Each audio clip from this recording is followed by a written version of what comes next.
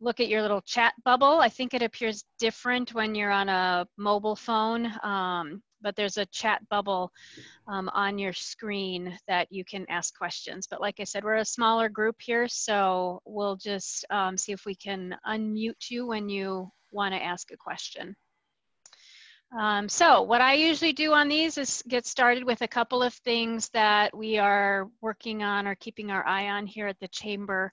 Truth be told, so as you can tell, I'm at work. So my reasoning is essential. It's to get checks processed. It feels kind of good to be at work, though. I'll tell you what. So I am at work, and I'm going to share my screen here. So it's a different setup than I've had at home. It's all the adjusting. So I'm going to share my screen. A couple of quick things. This one is the big one. The WEDC, sorry, you're also going to see everybody trying to get admitted to our room here. So, oh, I can't do it this way because I can't see my upper screens. Wisconsin Economic Development Corporation, they took all of the questions that businesses had of saying, am I essential or not essential? And they updated who is essential and who is not essential. And so there's two quick things I want to point out on here. This, so if you come into the essential, non-essential, there's now a safer at home FAQ that I'm going to bring up over here, and then also this pledge. So what they have done in this notice, I will try to be quick about this, and scooch is a technical word, scooch all the way down to the bottom here. So again, people were saying, how about Airbnbs? And they were marked essential.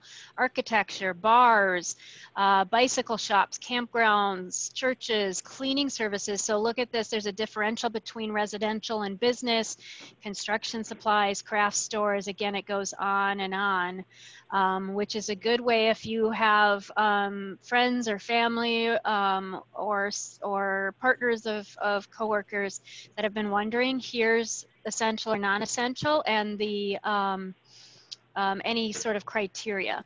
The other thing that I had opened up again on that same page is this COVID pledge. So the Wisconsin Economic Development Corporation, I think, is realizing that just because you're essential does not mean that you can operate the same way you always did.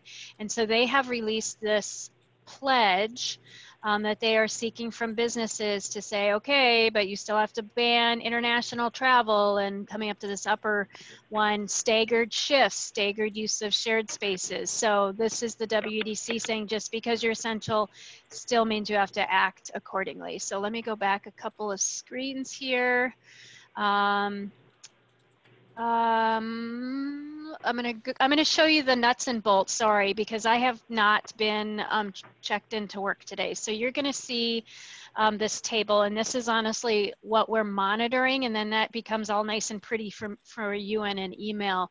But here's a couple of things that are interesting that I highlighted here. There are legislative proposals coming in through the state, so we are monitoring those. This one from the state would include dependents 17 and older for direct payment. So I know it was asked yesterday, what about college students? And it was defined as 17 and younger. And so this starts to clarify that. Sorry, this is actually coming out of Senator Baldwin's office. A couple other things, U.S. Chamber, I'm not biased in saying this because it's really clear. They have some amazing guides that they have been putting out for businesses, and they have another one, the SBA Disaster Loan, I believe, is new. And so we'll put those up there. Governor Evers has a few new package proposals for state support. Absentee ballot is now being extended. So this is where this gets interesting, because April 7th would normally be our closure date. And because of the absentee ballots, it's now being extended to the 13th. If you did not see already, our Senator Schilling is not seeking re-election. So there's just a few more comments on that. And then it's a little bit chamber as usual. So we had started before all of this asking the county board candidates some questions, and also the unalaska mayoral candidates. And so we're going to be putting those out ASAP so that you can take a look at how they answered some of the business focused questions that we put before them. And then I honestly have not fully gotten down into the community news. So if it's pertinent, we will let you know and share that out. But just wanted to keep you aware of some of the things that we are hearing and seeing, and will be coming out to you by email, and also continuing to flesh out our website. There's one thing actually that we made some calls on. We'd gotten some information directly from some of the financial institutions that the terms under the SBA lending were not very, they put our local lending institutions in a very risky position. And so we shared that with our federal electeds, and it's not solely from us, but by 10 p.m. last night, they did push out some new regulations, and we made some calls, and the financial institutions are feeling much better today.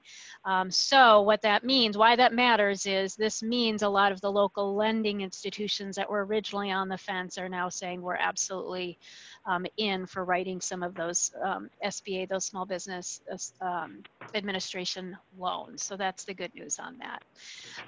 But those are my highlights. Without further ado, though, we're very excited to have on Carol Drury and Doug Schaefer with the La Crosse County Health Department, because of course, the number one question right away from all our businesses was, what happens if we have an employee who tests positive for COVID-19? And so first and foremost, we know you guys are extremely hard at work. We know you're the center of our county here in terms of your work on our behalf and keeping us all safe. So thank you. I'm sure you're putting in many long hours, and your day has probably shifted pretty significantly. So thank you, Carol and Doug, for all of your efforts. And I think we were able to get Doug on here by, yep, there he is. I see him on by phone. So great. So with that, you guys, what are you hearing? What are some of those frequently asked questions from businesses, and how are you answering them? I'm going to let Doug take some of our frequently asked questions from businesses, because he's been dealing with a lot of the frontline work that way. So sounds great. Well, we've had a lot of calls just trying to determine if they're essential or not. Quite a few businesses that are not defined in the original order, and as you start digging into it, it's challenging to get to a designation. So we have been asking people to go out to WEDC for that guidance, and they are making determinations, and we're starting to see a few of them come back, both essential and non-essential. We have a few areas that we have questions on as well, and some of it is to do with internet business and shipping. Can we do that? We have some that are trying to do it as a curbside business, and we haven't had a determination on that completely yet, so that's still up in the air. Then there's the individual business that calls in wanting to do, a slightly change of business, which isn't allowed either. So it's gone from there to sick employees. What do we do with them? Send them home, that kind of thing. Doug, sorry, going back to your comment, when you say a slight shift of business, what do you mean by that? Oh, they're trying to take on some of the activities that are essential businesses and keep their original business intact. So if we had a retail store, they might want to add some groceries to it. Got it. It's not a grocery store. So going back to what their original business model was is where we're trying to stick to. Okay, and so you kind of hit on the golden nugget at the end there particularly, which is what do we do if someone in our workforce tests positive for COVID-19? What are you telling them? I think I'll let Carol handle that one. that is the part that I'm going to get to handle. So if someone would test positive, if someone would have a worker that tests positive, we would ask them that they send that worker home. And then that worker is going to be asked to quarantine for those 14 days if they've tested positive. And then the way that they can determine if they can come back to work or not is if they have to be, let me see, I got to get this in the right order. So they have to be symptom-free for 72 hours without the use of fever-reducing medication. So let's say fever was one of their symptoms. So for 72 hours, and then it has to be 7 days from the onset of the symptoms. So that's the easiest way to put that into language for the business operators. You're muted. I am terrible about that. Sorry, thank you. Yeah. So how about the business owners who someone sorry, it has nothing to do with the business owners, but an employee comes to work and has a fever or has, it could be a cold, it could be coronavirus. What do you advise? Yep. So what we are saying at this time, if they come to work with any of the symptoms, we would ask that you send that employee home. They're not testing everybody, obviously, and it's one of those things that we want to err on the side of caution and just not knowing, and then you would use that same guideline for bringing them back. They would be symptom-free for the 72 hours without any medications helping them, and then 7 days since the onset of symptoms. How about the companies that are essential? So I'm just going to throw out an example. So it could be a car dealership. So somebody needs an oil change. So it's a car repair. How are you advising them to perhaps change some of their public areas to be more if there's such a thing, COVID-19 friendly, right? So how are you advising businesses to adapt? Yep. So obviously when they can use appointments to stagger the customers coming in, when they do have communal areas that customers might be in, we would ask that they do some type of thing to segregate areas out, you know, either through tape on the floor or partitions, you know, so keeping people from within that 6 feet, you know, keeping them 6 feet or farther apart. And then really seeing, is it something that the person needs to come in for? Do I need my routine oil change, or is it something that, you know, I can maybe push out a little bit farther? So, you know, just really weighing all those things out.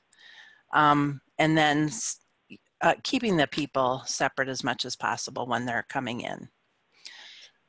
And there's even some use the word communal, so communal touch points, right? So everybody's paying with credit cards and PIN pads, and how are you helping the businesses think that way? Yep. So as we are dealing with those types of things, we're going to tell them to be cleaning down those areas frequently.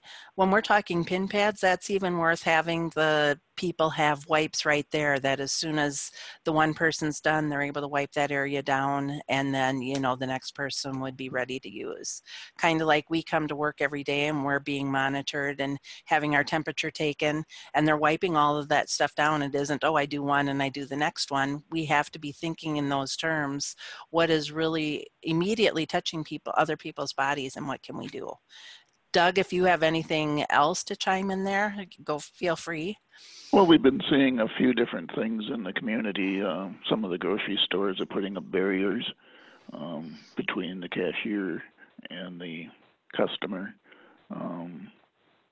Physical separation that way. There's marking on the floor in place. A couple different ways to do that. Some are using just simple tape, and it's working. They put up a sign, and people are seemingly, for the most part, respectful of it when they see they're supposed to be doing something. On the other hand, when they don't see that, they tend to crowd together. So the more of the marking we can do, even if it's not the checkout area, it might be area where they have to wait to get a certain activity done. Comes to mind is like a deli or a meat counter where they wait in line for the number to be called. If they could mark their floor to separate people, it'll help. There was even a gentleman, I was just at Gunderson today, and he in a fun way to make people laugh was like doing hopscotch between the lines. So, you know, Mm. people realize we need levity these days, right? One of the things that they did at the pharmacy there was they took my card and showed me the machine and said, I'm going to sign for you. This is something that we're doing now, because they realized people do not want to be touching the credit card processors. So anything in terms of those real fundamental essentials, the grocery stores, the pharmacies, any other tips that you have for people that are interacting, or even some restaurants that have takeout? Do you have anything, Doug? Well, I think we are seeing larger numbers of people in some of our facilities than the facility can handle relative to the spacing. So we'll probably be looking at doing some sort of a limitation coming in the door of the buildings when that occurs. There was a business that had sent me an email saying, hey, we have 4 employees. If one of them tests positive, we're probably all going to be quarantined. And it's a small business. And so this is just me asking if this is the right way to think. Is it logical to say, well, are you socially distancing within your company, and what are you doing with some of those shared areas? What should businesses be thinking about, even though they're open and essential, is what I'm getting at. Yep, that is a very good question. So that is one of those things. Small business, big business, if someone tests positive, you have to think about who's been immediately in connection with that person. And was it in a small enclosed place? Because now we're going to think of that person as being infected as well. And we would want some type of quarantining going on. Or have they really followed that social distancing and not allowing contact and wiping down the surfaces and those types of things? It does give you a little bit more options if the social distancing and all of that has been followed, that we would allow them to remain open and not necessarily. I believe there's guidance out there that says if someone does come down with it, you would close for a day, you know, get all the surfaces cleaned and wiped down really good, then reopen. And people that would have had contact with them, if it's that socially 6-foot distance, that they could self-monitor for symptoms during that time and still continue to work. If there was close connection, then we would say that those people probably should be out for a time too. Yeah, so my comment to that business owner was, so think about that, right? Like, you want your 4 people working right now because you're in business, but what happens if the whole thing shuts down? So Yeah. it's kind of about weighing the pros and cons and doing the right thing. And it's one of those things, do all 4 employees need to be there at the same time? Can they work some staggered work shifts to still make everything happen? Can 2 of them work there and 2 of them work from home, not knowing what type of business it was? So I realize that all makes a difference, you know. So just trying to get a little bit more creative with, you know, what is essential within the walls that we're operating within. So. Mm-hmm. One of the questions that we get is process, right? So hopefully people aren't showing up at work feeling ill, that I wasn't feeling ill, I'm going to go get checked. And then it's probably, so can you run people through process? So they've gone to probably Gunderson or Mayo and gotten tested, and it comes back positive. Can you walk through what kind of interaction you have with the business owners? Okay, so if someone actually comes back with a positive test, that actually gets reported into our disease surveillance system. And then we do have nurses that follow up with that. And part of the follow-up for these COVID cases is contact tracing. So people that they've worked with or places that they've been, and we know those, there is some type of contact that happens with those establishments and entities. If those places aren't getting contact, then that information either hasn't been given out yet, or there's a lag time in the testing and us getting the information. So. And so here's what I've been told, and confirm or deny it if you will. So the county health department finds out so John Smith has tested positive, and they were at work the last 3 days. Yep. So do you go to that employer and say, my understanding is there's an inquiry done of who did you come in contact with. You would go to that employer and say, these are the people at your work that they came in contact with. That employer would quarantine those individuals. So I'm starting to speculate, so I'll let you take it over. What does that look like?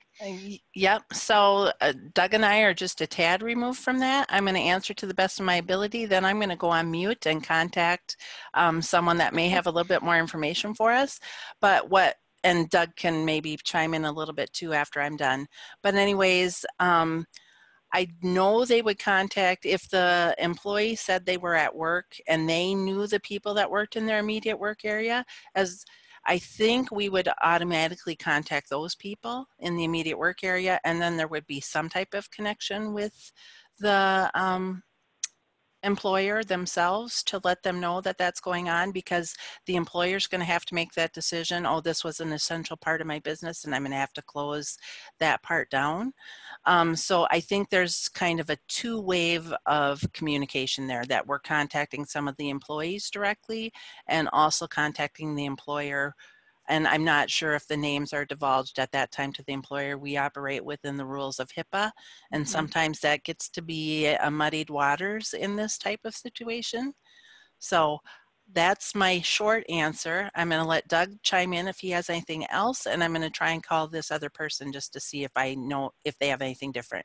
That sounds great. Thank you. Doug, did you have additional? Yeah, go. As we do follow-ups on any disease for that matter, it takes time and a lot of phone calls. So you could think about how many people you might know in your workspace, and often if, let's say it's a delivery driver, he's making probably 6 to 10 stops an hour, coming in contact with 2 or 3 people maybe at each stop, and you end up with an enormous number of people over 3 days, and spread out over the entire route that this person might be traveling. So it could even go into different jurisdictions. So it gets to be a time-consuming manpower issue too, to do all this follow-up and make the contacts into the community of the person the person was in, that did get a positive. And that's usually done in a few days. So, but that's still a few days later than the actual reporting of the positive. So it trickles out in that sense into a area. And if it's at one business location, it's a little more straightforward because it's a self-limiting. Whether it's a 4-person place or a 100-person place, you're still limiting the location and the numbers of people. But as you can see, as you do the delivery concept or the large box store, it's much more complex to try to sort that out. Absolutely. Carol, did you get a response? You're on mute still. So Something is coming through right now, so. Okay. And Monica is the one who asked. I'm probably chiming at the moment. Does that chime come through to you guys? It does not. Too? Nope. Okay.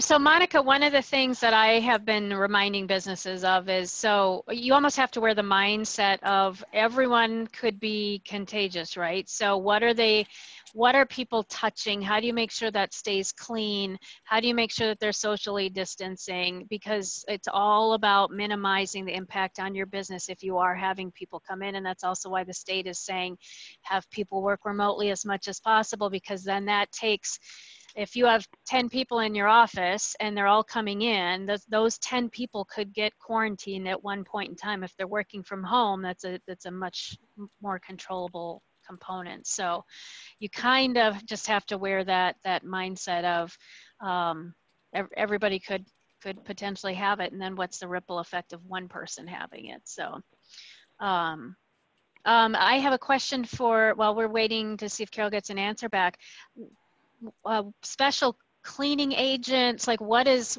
cleaning, sterilizing look like for our businesses that are essential and open? Well, on one of the fact sheets from DHS, they go into some pretty specific things where if it was in a certain area that the person worked in, that would be closed for about 24 hours to let any droplets settle, and then opened up to air out, and then a clean with a detergent, and then sanitized with a sanitizer, disinfectant afterwards. And there's a list of different disinfectants out there that are effective on COVID-19.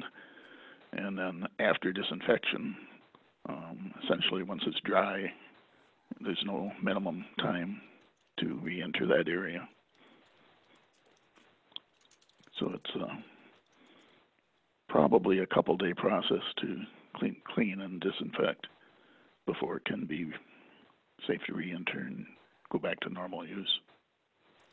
So how have you, oh, sorry, Carol, did you have an answer? Well, I was just going to say, and a big portion of that is clean and disinfect. So it isn't just, I'm going to go wipe with my bleach, but you really want to soap and water those surfaces down first, and then come behind with that sanitizing agent to sanitize the surface.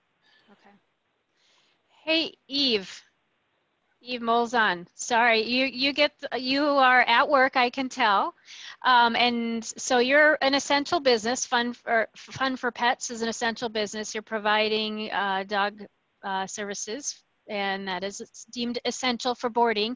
So what are you doing in your place of business to minimize any sort of virus spreading, and can you talk about that a little bit?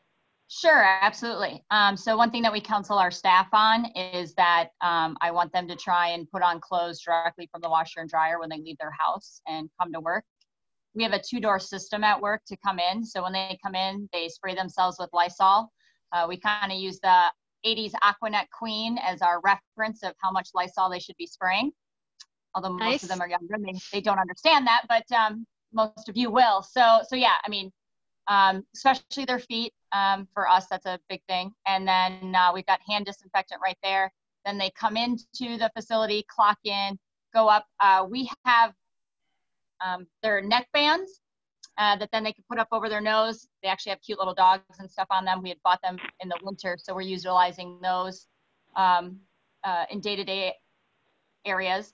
For the most part, our facility is a nice big open warehouse, and canine cough is a big thing that affects dogs. So up in our daycare area, we're very good at understanding how an airborne virus works. So when we come out to get a dog from a client, we meet them outside. We first put hand sanitizer on our hands before we grab the leash, and we make sure that we're nice and wet when we grab the leash. Bring the dog in. We use a doggy wet wipe just to wipe the top coat of the dog off. If there was transfer on a dog, that is where it would be according to the American Vet Association. So they get a quick wipe down. A dog gets put into their play area or into their suite. The leashes get hung up on the wall and then Lysoled immediately. And then we are Lysoling them 4 times a day after that. Same concept when the dog goes to leave. We do a wipe down of the dog just as our normal day-to-day operations. We do our handoff and making sure that we're using that hand sanitizer when we go to touch the leash. All of our clients have to pay online, so we're not grabbing credit cards and cash and that type of thing. So keeping all of our clients outside of our facility and really going with that 6-foot distance. Thank you for sharing that. Yeah, Absolutely. Vicki, I do have an answer to that question now. Yeah, please. And so the way the disease investigation follow-up happens, if someone says they were at work for 3 days prior to getting diagnosed, that the employer would be contacted. And then it is a nurse contacting them back, so they would go over the specifics of what they felt needed to happen. They'd get more information from the employer to try and figure out how much contact had happened within the establishment and those types of things. Okay. And I know that there is still some confidentiality. In fact, we have an employment law person who's going to be on next week, but the employers need to be sensitive of saying, hey, someone you work with has tested positive, but not John Smith and Jane Doe, correct? Exactly right. They can't divulge names, but they, obviously people probably deduce and are able to figure that out sometimes, but we give out whatever information we can and then work with the employer on the steps that they need to take. But there's no certification or anything that the county health department is doing to say, yes, this is a place that can reopen. It's the business owners relied on as taking the proper steps. Is that? That is correct. I mean, obviously we hear complaints that of businesses that people think have opened too soon afterwards, and we have to weigh all of that information out as we're piling through that. But we would expect that they would take our recommendations on this is what you need to do. Usually there is a small closure involved just for that cleaning purposes of getting everything wiped down really well. And then we would have the recommendations for reopening. And so the piece to be sure you heard in that is it's the employees feeling that the employer has not taken the proper steps. And so some of this, as I've been talking to people, is to say, do what's going to make your employees feel safer coming to work, right? So, and that's why I've been saying, make sure you have a very well communicated plan in advance, because you don't want to have people say, there was a positive case, I have no idea what you're doing. That's not acceptable because you're making it up as you go along. There's a, I hate to say it, there's a psychology to this, right? If people know what the plan is when something happens, they're much more assured when it does happen that the proper steps are being taken. Carol, Doug, anything in terms of great business communication that you've seen, or anything along those lines?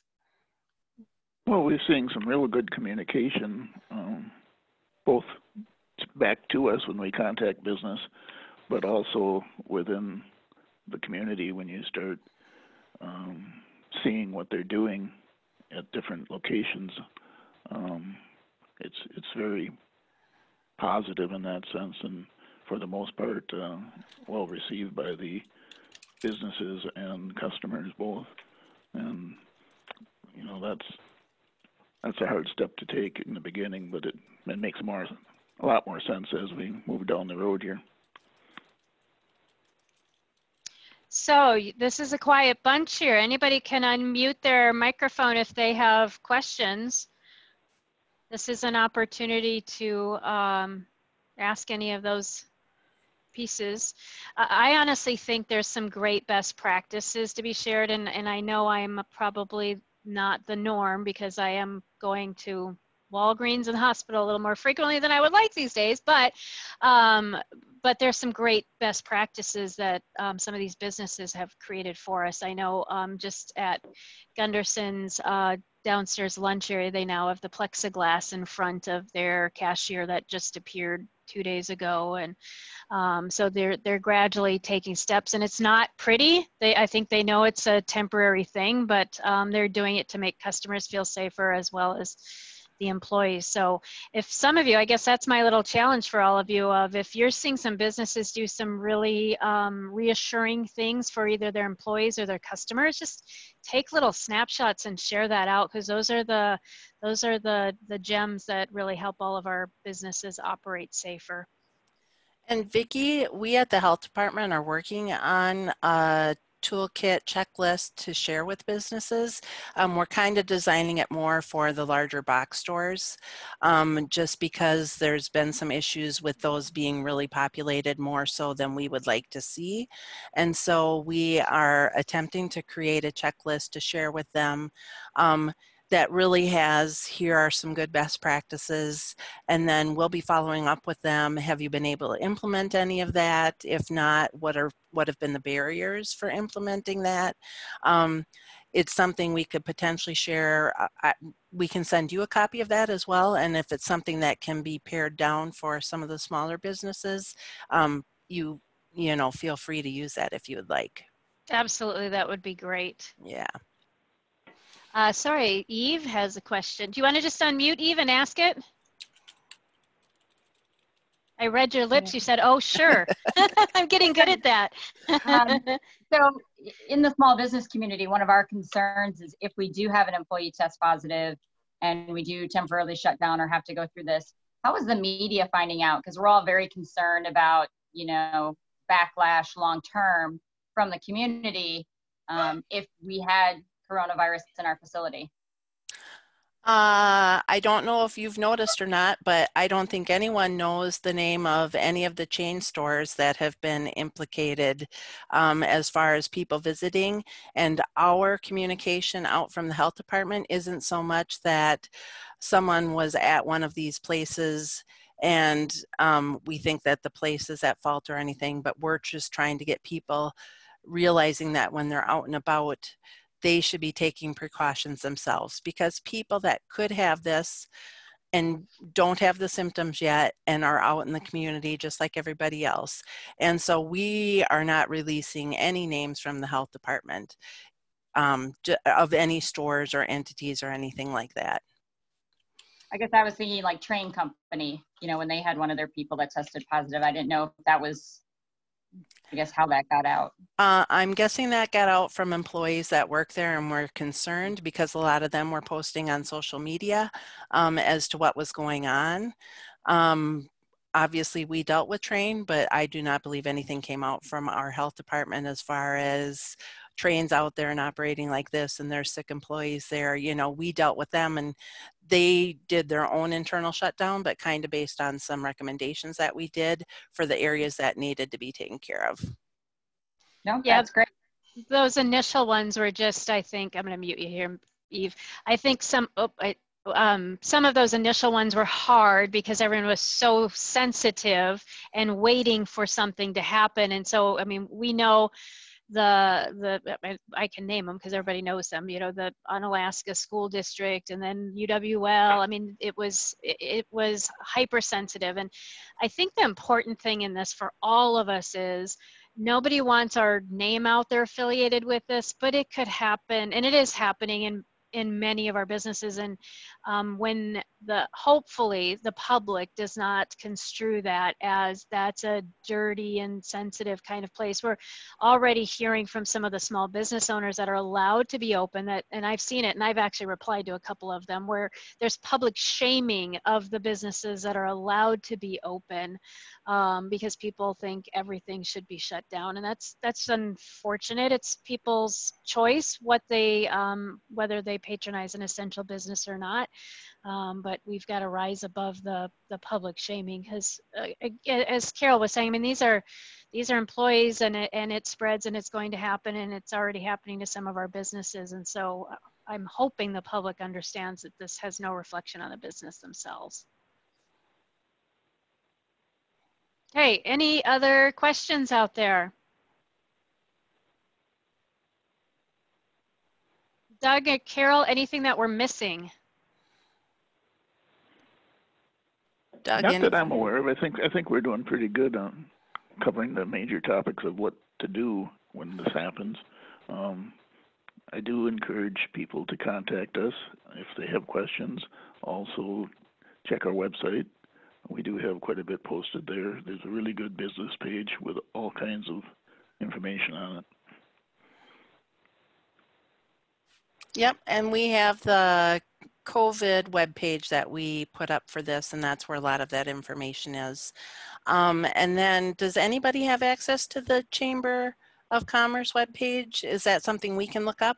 Absolutely. Okay. Yeah, and even if it helps you, we can help guide some of those businesses through essential, non-essential as well, just based off of we're on countless webinars, so Yep. we can even help if that is help that you need. So yes, any information you want distributed out to businesses, I'm pretty sure we already linked to your Facebook page.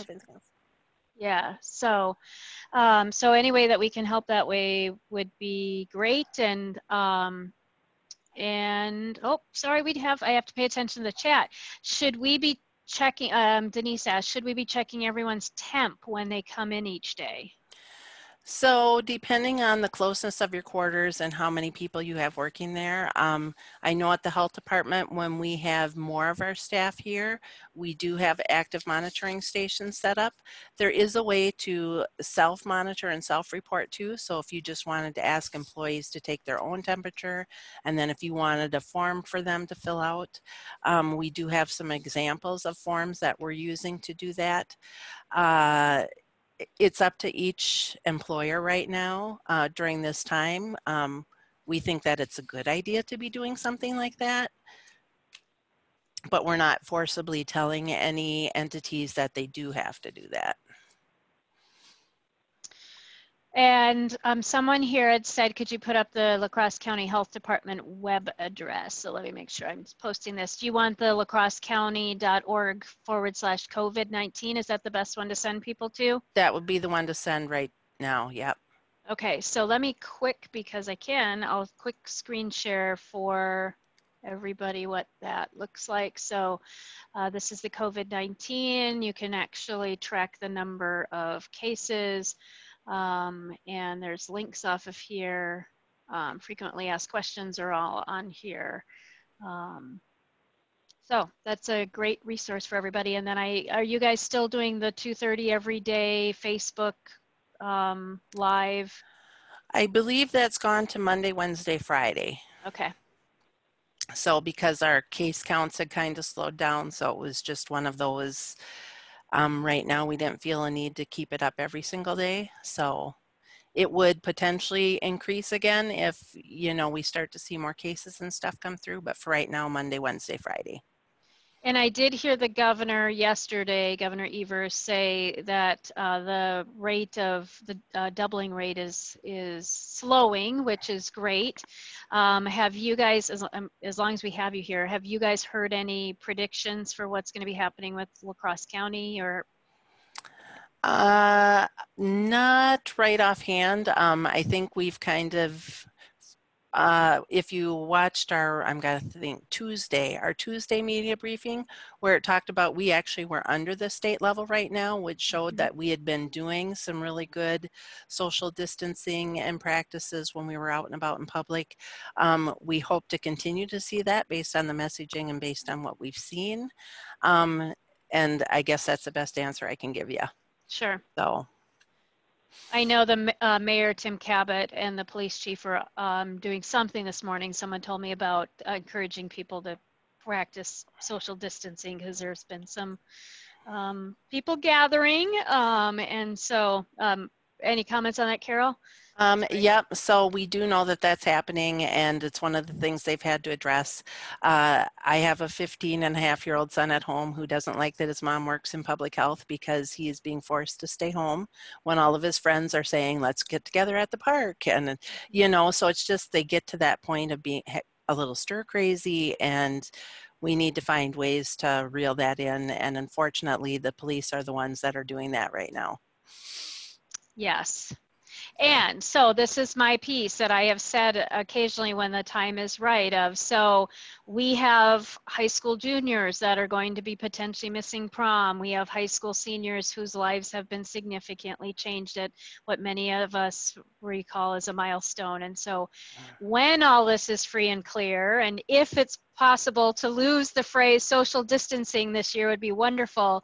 But if there's something that we can be doing as a community to be recognizing those students, because that's a community opportunity for some missed experiences. So that's the piece that I'm calling on, is to say, how does our community recognize some of those losses with our youth? So.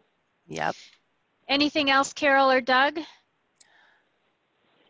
No, I think going forward, we just need to be vigilant, keep up the good work, and try to see that your neighbors are doing the same. Yeah, and I don't mean to make people linger here. There's one more question here, but it kind of gets to, so what's next, right? So our entire world has seen what can happen when you have large gatherings and something doesn't get taken seriously. Have you guys seen anything, or even any personal predictions of how this will change how we operate as a country? Do you think this is going to change us? big philosophical question Yeah, right at the way end. to go. Yes. Good answer. Good short answer. Yes is right. Obviously, yeah, go ahead, Doug.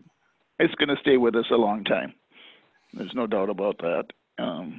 The impacts are going to be widespread for quite a while, is my opinion.